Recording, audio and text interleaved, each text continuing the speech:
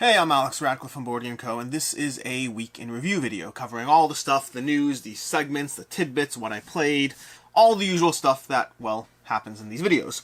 So, starting off the bat, as usual, links, timestamps, all that stuff, we have it all, and I have a little cool little toy that someone got me. Nope, let's do it better. There we go. It's kind of just jamming over there. This is a little fidget toy of things that don't look like they roll, but do. Either way, I'm getting distracted. So, starting off the bat with a variety of game news, starting with the fact that this is not game news, this is a complete tangent, but I'm going to throw a link down below to a video called Canada Loves You Back. It's basically a tribute to Ryan Reynolds, and if you know anything about Ryan Reynolds, well, Ryan Reynolds deserves a tribute. But it's a very emotional, heartwarming video. I'll link to it down below, and it's a pretty good song, too, so check that out.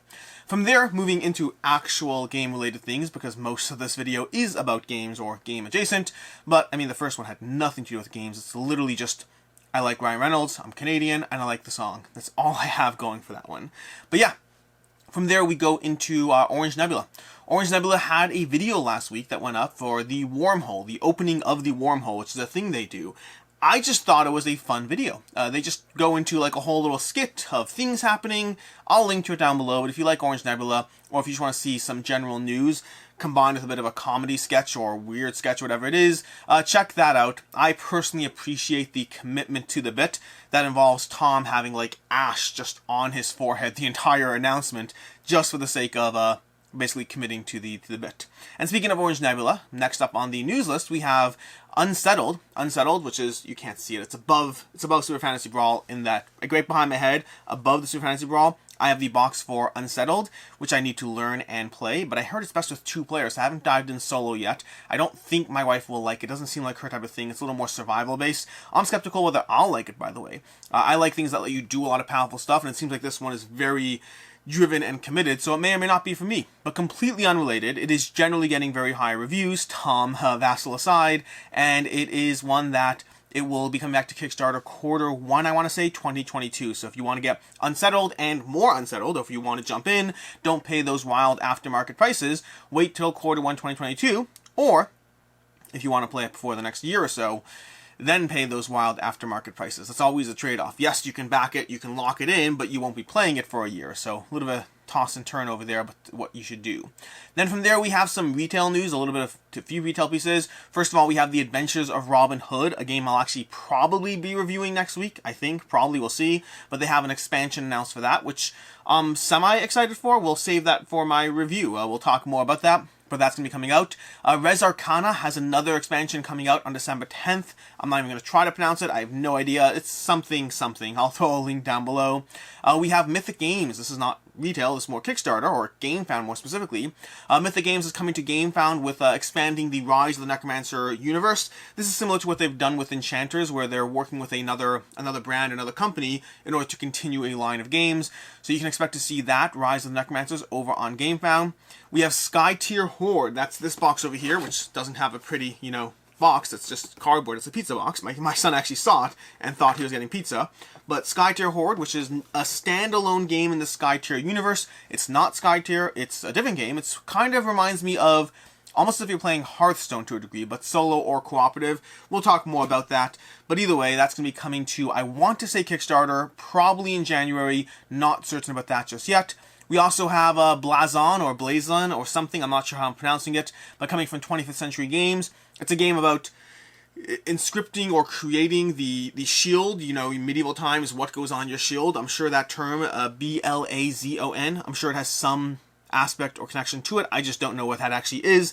It looks like Blazon, Blazonia, not Blazonia. That's a different thing entirely. Anyways, that is basically all the news we have in terms of the news segment. Fairly quick, to the point, whole bunch of stuff. Which brings us to the topic of the week. And this was inspired by a Facebook post I saw, or a question. I didn't actually see the conversation continue, so I don't actually know what happened to it or not. But the question is basically, what do you do with terrible game gifts? We're just passing through the holiday season. That's not true. We're just starting the holiday season. We're passing through the whole Black Friday season and moving into the holiday season. And that means gifts. And it also means well-meaning but poor gifts from friends and family who are like, ooh, you like board games. I just saw this really great game. And on the poor end, you get stuff that you would never want to have at all, and on the better end, you get things that might actually be a good choice, but not for you. You might get a copy of Splendor, and you may have decided a long time ago that Splendor isn't a game that works for you, even though that would be an excellent choice in terms of trying to find something that's more designer board game. But games, at the end of the day, for the most part, assuming you've been in this hobby any real remote amount of time, games are more of a I pick it out myself kind of choice. Or I give you a curated list, and you pick one from that kind of choice. It's kind of like buying a watch for a connoisseur of watches, buying a pet, a fish, for someone who has a fish tank. On its surface, it seems like such a simple purchase, an easy gift. You have a fish tank, you spend a lot of time taking care of managing your fish tank. Therefore, I'll go to the local store and I'll ask them for a good recommendation, and I'll come to you not with a goldfish. That would be stupid. I'm going to come to you with whatever the next step up from a goldfish is. And then it turns out that's not really a good fit for you because you actually know fish, and not only is the fish you chose not a good choice, it might even be a Chinese fighter fish, and now you're going to rip to shreds the other fish in my tank if I accept that fish. So I don't actually know fish, by the way. I just have someone I'm friends with someone who does know fish, so that's how that's coming up. But again, board games being a good reference point, well-meaning but poorly done gifts. What do you do with them? What are the options on the table? And this is just my opinion. It's no one else's opinion. I mean, I'm sure it's somebody else's opinion, but I don't keep gifts that aren't a good gift.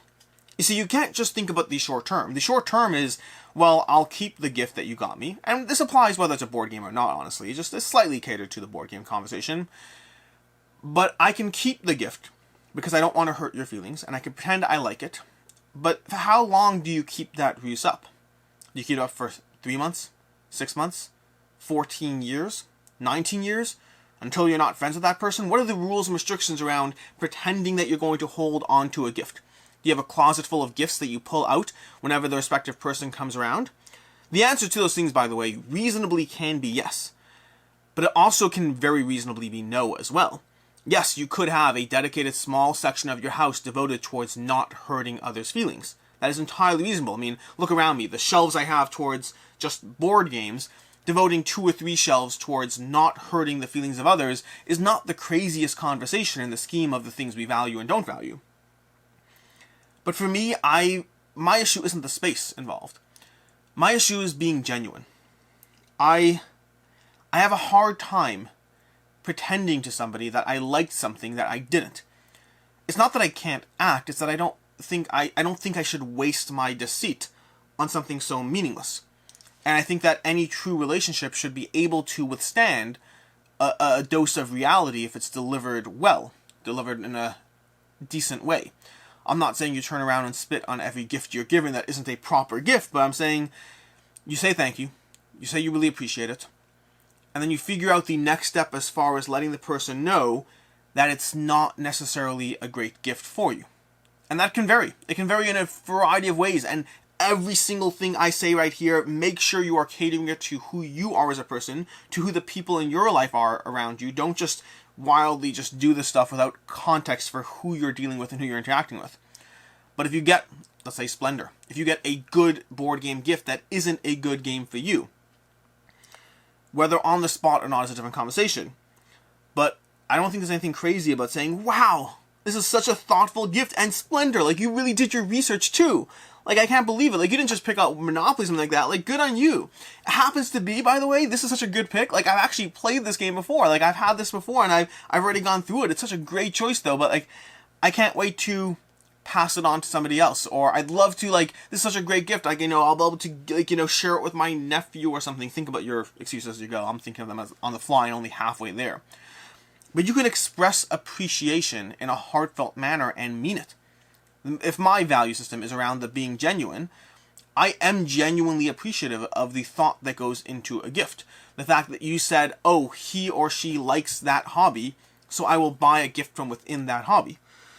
For context, my whole fish analogy from earlier is based around the fact that I one time thought that I was doing well and bought my friend a fish for his fish tank way back before I didn't realize anything about fish. And I did that thing I told you. I went to the store and I made sure I wasn't getting some nothing fish. I asked the attendant, I was like, what would you pick out for someone who likes fish? And they suggested something.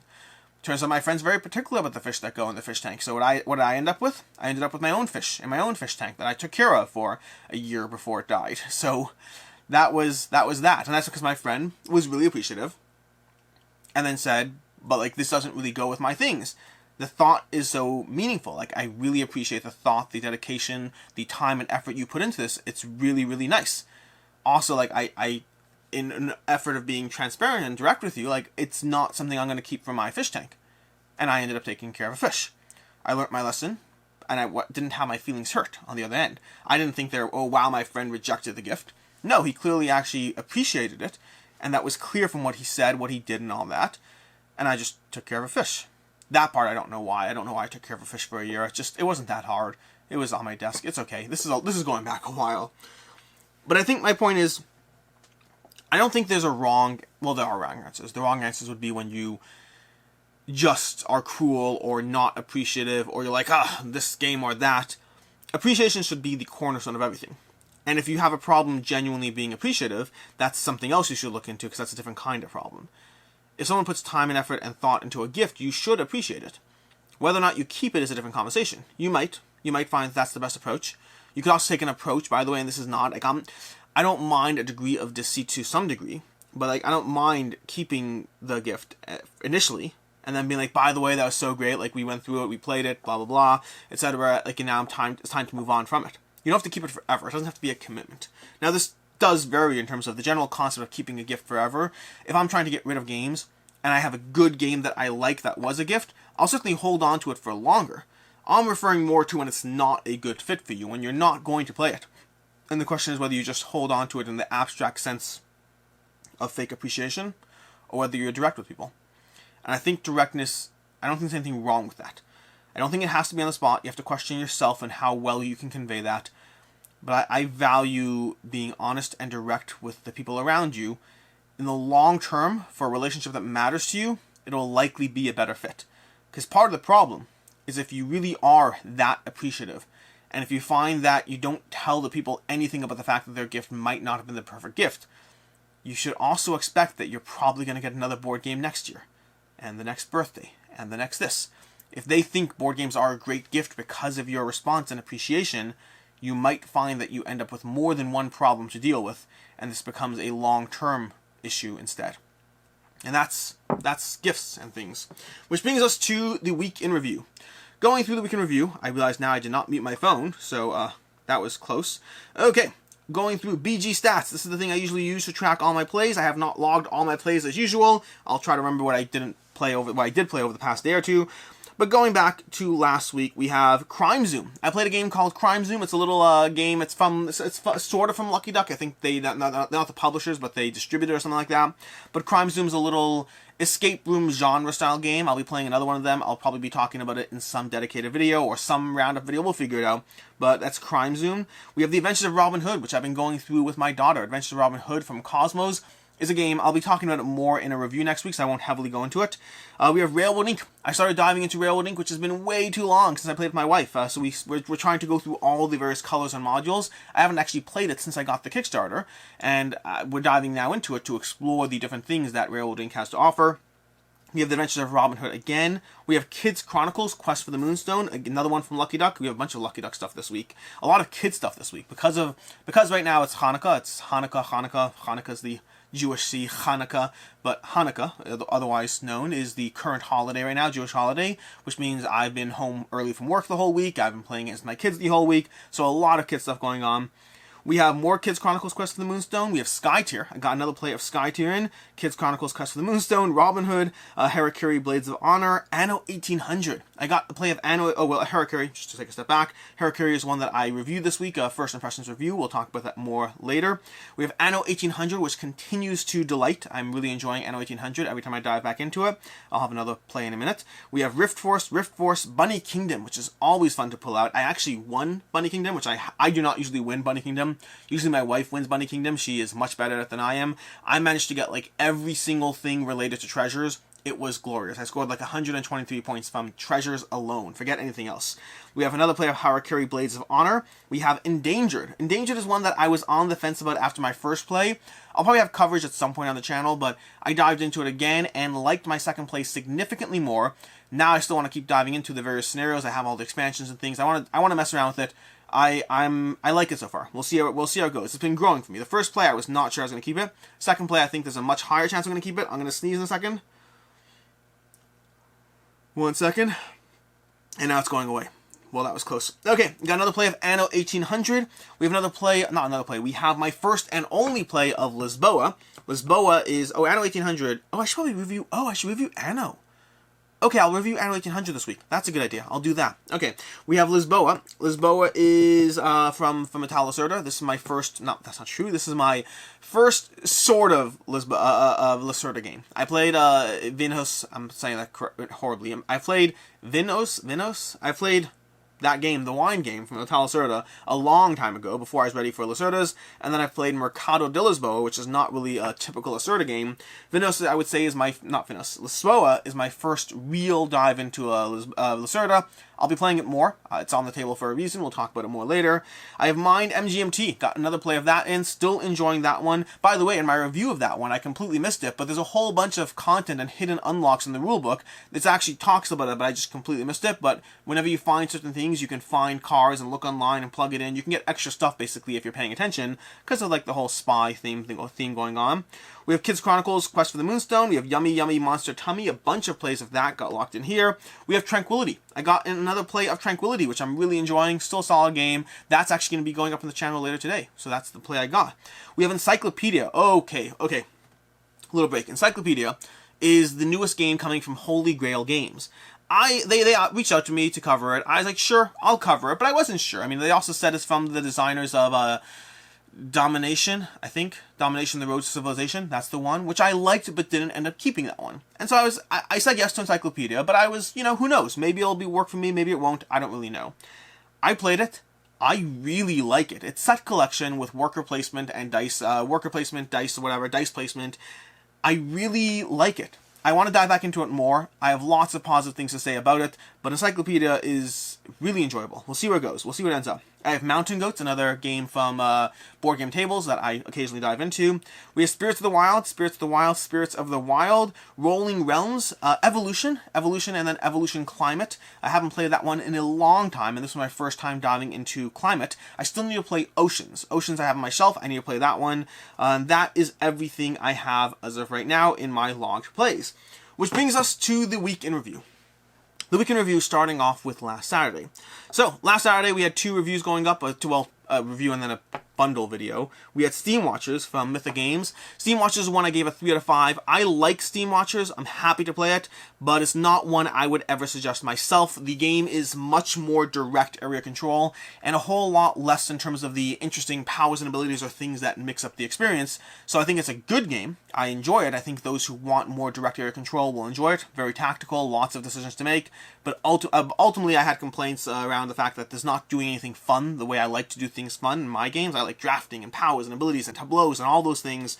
It didn't have any of that. And then for you to be concerned about is the fact that it can be punishing as far as a single mistake can put you behind other players in a way that is not great for you. Then later that day we had five two-player tug-of-war games. It's a roundup video of 5 games. Hanamakoji, Battle Line, Rift Force, Air, Land, and Sea, and Blitzkrieg. And those 5 games, they're some of my favorite 2-player head-to-head tug-of-war games for a short 30-minute experience. All those are solid. Then on Sunday we had upcoming Kickstarters, and that includes Encyclopedia, which apparently I got like half my facts wrong there. Some of it's my fault. The art's not Vincent Detroit. It looks like it, but it's not. And then I missed the fact that it's not really about Darwin. That's just from the Dicebreaker article that I was reading, so that's their fault. So 2 mistakes there, 1 mine, 1 theirs. Either way, but overall I am excited about that one because I've played it now. So yeah, excited for that one.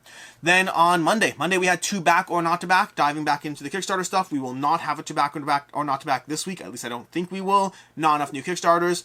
But we'll have something Kickstarter related going up on the channel. But either way, 2 back or not to back, covering all the new stuff, or the past 2 weeks of stuff, because I didn't have anything the week prior. I kind of did a substitute roundup look back video. Then on Tuesday we had 3 videos. We had a review for Harakiri Blades of Honor. I didn't review that one. I didn't give it a rating. I gave it a first impressions because of the combination of the prototype experience and the limited amount of content. My rule for first impressions, I've talked about it before on the Weeks in Review, but my rule for first impressions is if I feel I didn't get to explore enough of the content to call it a review, then I call it a first impressions. And because they kind of like jumped us into a scenario in middle of where our characters will be leveling up, there wasn't enough content for me to feel it's a review, and then also the prototype was very much in the prototype phase, which meant I called it first impressions. It doesn't mean it's not an opinion, it just means that my opinion is limited by how much I can get to it. Overall, I did have critiques about the adventure phase of the game, whereas I liked the exploration phase. And the problem is, my practical reality is, as somebody who has too many campaign games as it is, I'm not going to dive into a campaign game that gives me half of something I like and half something I don't like. That said, I have an email from them that I need to read because I don't have the full details, but I know they took into account the feedback that various reviewers have given, because like I know King of Ravage and I were very aligned in our opinion of Harakiri, and so from there, what was I saying? So yeah, so they sent out a thing. They will in some way be modifying things or adjusting things or taking into account feedback is what I'm saying. But again, half of it was really solid. The other half was something that I'd kind of want to try to skip past. Later on Tuesday, we had Bristol 1350. It's a hidden role game that I did not love. I enjoyed my gameplays of it, but like Steamwatchers, I can enjoy something and then say there's no way on earth I'm going to suggest this in comparison to other games. I found Bristol 1350 to be far more lucky than strategic, and while I had fun playing it, that's not what I'm looking for in my hidden role games. Later on Tuesday, we had a review for Brian Boru. This is from Osprey Games, from the designer of The King is Dead. I like Brian Boru. I'm still curious where it ends up. I don't know if it's staying or leaving right now. It's kind of goes on one of those shelves I have where there's always a shelf for, I liked you enough to be tentatively interested in playing you again, but let's see if you actually get asked for. If people ask to play you, great. If not, we will move on from you. Brian, for context, Bristol 1350, I gave it 2.5, I believe. I have to double check. I think it was a 2.5. And Brian Boru was a 3.5. Really enjoyed that one, but limited as well, just from where it was. All these ratings out of 5. Then on Wednesday we had top 10 underrated games. This is a Patreon voted video. A lot of solid games. The basic idea would be these are games that I genuinely do not understand why the Board Game Geek rating for those games is as low as it is. They're not low, to be clear. But like for me, Carson City, for example. Carson City is a game that I adore. Carson City. I think it's amazing. And it's like a 7.1 on Board Game Geek. And while that's fine, I don't understand how it's that low. I think it's such a good game. And it's one of those times you question, like, what am I missing? What are they missing? Am I missing something? I don't know what's happening. Sometimes I have an answer. Other times I don't. But yeah, basically it's 10 games where my opinion of the game differs heavily from Board Game Geek's opinion of the game. Then on Thursday we had a review for Ankh, Gods of Egypt. Really, really like Ankh, Gods of Egypt. It's still, the short version of it is, I still prefer Blood Rage. Blood Rage is my go-to King of Kings of area control games, the one to beat. But I think that Ankh has the potential to overcome Blood Rage. Not yet, but as I add in the expansion, because I haven't added that in yet, there is a possibility that Ankh exceeds where Blood Rage is right now. For right now, Ankh was a 4.5 out of 5. Really liked it. Can be a little dry, and I wish there were more monsters going on in any individual game, but overall, I very much enjoy Ankh. Which brings us to Friday, I think. Friday was games leaving the collection video for November, yeah. Games leaving the collection in November. We go through all of those things. No major angst this time. There were a lot of games I was able to get rid of without having to run around desperately searching for something to leave. So that was nice. I mean, a bunch of good games in there, don't get me wrong, but nothing that I was like losing sleep. Like, oh no, I'm getting rid of a game I love. They're games I liked. Lots of games I liked. Nothing I particularly loved in that selection. Which brings us to today. Today we'll have I should get water for these videos. Today we'll have a gameplay of Tranquility with Mina. It's a light little game from Lucky Duck. Not officially from Lucky Duck originally. Lucky Duck took on the distribution of the game, but it's a Kickstarter game, and they have Tranquility the Ascent, which I backed as well. Excited for that one, but I really enjoyed Tranquility. Played through it with my wife. You can check that out. Short 20-minute video. Very relaxing, calm game that I really enjoy. And then later today, we have a review for Luna Capital from Devere Games. We'll talk more about it in the review, but you can go ahead and check that out. And then later this week, Later this week, I will be having, Sunday, I think I'm doing a video on kingmaking. You can check that out. A little conversation around the nature of kingmaking, how it plays into my group dynamics, and how I view it. And then from there, I am probably, not for sure, probably starting my top 100 games. Basically, we're getting towards the end of the year. Things are opening up. I am likely starting my top 100. Last year, I did a top 50. This year, I'm probably doing a top 100. We'll see how it goes. I'm aiming to do 2 videos a week. Maybe. I'll see. I don't know. I don't have a firm answer. We may or may not end up starting it this week. And then, hopefully, if I can, a review of Anno 1800, because I love that game. Sorry for the spoilers, but I'm really enjoying Anno 1800. And then, lastly, the games on the table. We have Caverna, which I'm hoping to dive into. Just finish the rules for today. I've had this in my collection for way too long. I've played Agricola. I've never played Caverna. Want to dive into that. Lisboa. I want to teach Shira and Jesse this one. I know they want to play it, and now I know how to play it, and I want to get it to the table while the rules are still fresh in my mind. We have Kids Chronicles, which I've been going through, and I want to finish it with my kids this week. And we have Yummy Monster Tummy, which I'm still on the fence about this one. We'll talk about it later. And then, of course, Skytear Horde, which I am in the middle of playing through the prototype to get coverage of all that stuff. But I really like this one as well. We will talk more about that one later. In any case, that is it. That is the week in review, all the stuff. I hope you enjoy the week. Have a relaxing weekend and all that stuff. Play games, have fun, watch videos. I don't know. I just started Hawkeye, by the way. I'm not actually that excited about it. I like Hawkeye, but I don't love it just yet. It's still too fresh. Right now it reminds me of Falcon and the Winter Soldier in terms of where it ranks for me, which is to say I'm enjoying it, but I'm also not blown away just yet. In any case, until next time, I'm Alex Radcliffe from Board Game Co., and I hope you have a good one.